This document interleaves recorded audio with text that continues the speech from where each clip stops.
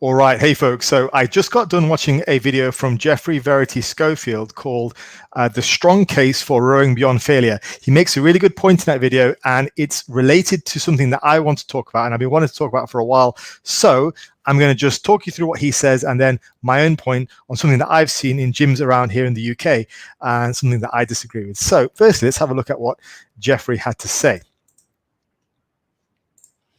Pro is that the strength curve of most rowing movements gets more difficult as you go.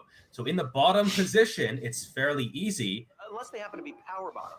And it gets more and more difficult as you pull upwards.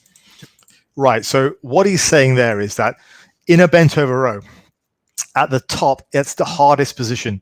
So if you are only rowing to failure where you fail at the top, you are leaving all that rest of the range of motion with plenty of strength left. And you could potentially push out a little bit harder, bearing in mind the back is a very strong muscle group and it can take a bit of a beating, which is a great point. So that's his point so far. Let's just carry on for a second and see what else he has to say.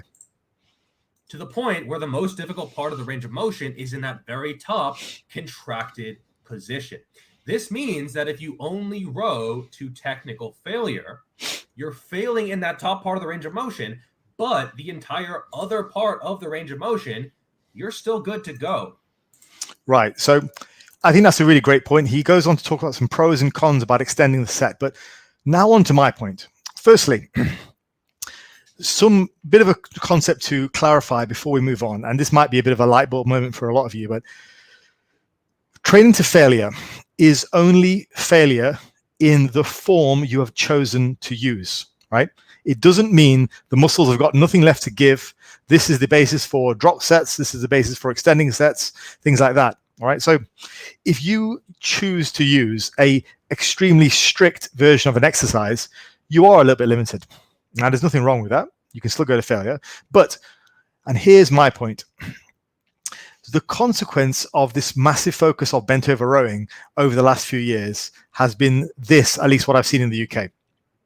So in the UK, there's been this massive focus on the whole, and I hate to say it because I really like the guy, but Mike Israetel's pushed a lot of this, and he's dead right in what he's saying. But as with most things, it gets misinterpreted and people tend to go a little bit wonky. So you get people who have been traditionally been doing bent rows really, really heavy. You know, we've all done it at one point in our lives, gone to 1 plate, 2 plate, 3 plate, 4 plate aside, and we're just rowing it like crazy. And then you get Mike comes along who has these really strict bent over rows, and he says that this is the way to do them.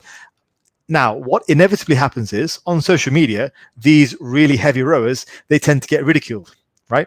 And now what happens when people get ridiculed? When people get ridiculed, they do one of two things. They either rebel against it and just double down, or they see the light and they start to do things in a different way. Now, they're the type of people who were getting things wrong, really wrong previously, right? So they're not necessarily guaranteed that they're going to get things right straight away. So what often tends to happen is you have a reformed bent over rower who goes from cheek repping 4 plates aside, then goes right down to rowing a plate aside. And he's like, rowing it super strict, so he's all the way bent over. He's pausing at the chest, smiling at the camera, going, "Check me out! I'm doing it properly. I'm doing it great," and putting it up on social media, going, "Hey, look at me, form police. Am I good enough yet?" And all that. And that's what I've seen as a very disturbing trend here, at least in the UK. There's a massive trend of people going overly strict with form in an effort to sort of appease some odd judgmental form gods, right? And the thing that I see loads, which immediately tells me that the guy doesn't know what he's doing, is bent over rows being paused at the chest with just piss ass intensity, horrible intensity. So you get a guy who was previously rowing way too heavy and just basically doing shrugs, now goes right the way down to something like a plate aside, so you can hardly feel the movement, rows it, pauses at the chest, and then if he's approximating failure or going to failure while with this super strict form, he might say, "Great, I should be growing, right?" Not so fast. And this was Jeffrey's point, and it's my point as well. If you are rowing in that manner, then you're going to have plenty left in the tank for the rest of the range of motion. So whereas Jeffrey's saying, actually, you can go there and you can take the set beyond failure as well.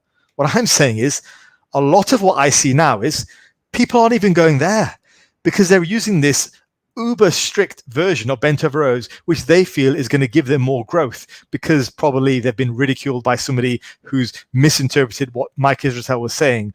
And now they're just being ridiculed for their bent over row form. So they go and do this uberly strict bent over row, pausing at the chest when they think it's great. But really, the reality is they're getting absolutely zero stimulus from that. So that's my rant on it.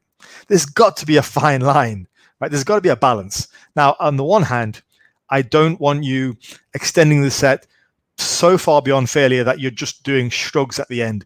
There's no point in doing that, and you're probably going to hurt yourself at that point. But if you're feeling the back working, if you're at least approximating reasonable form, if you're at maybe anywhere from flat to about here, 45-degree angle, you're probably pretty good to go. If you are feeling the lats, if you're feeling the back musculature where you're supposed to feel, and you are able to work hard on that and progress over time, you're probably okay. Now, Jeff's point is you should be able to, well, potentially watch the video, and it's a good video. He explains it better than I can explain his point. But his point is you could probably take the set a little bit further into beyond failure.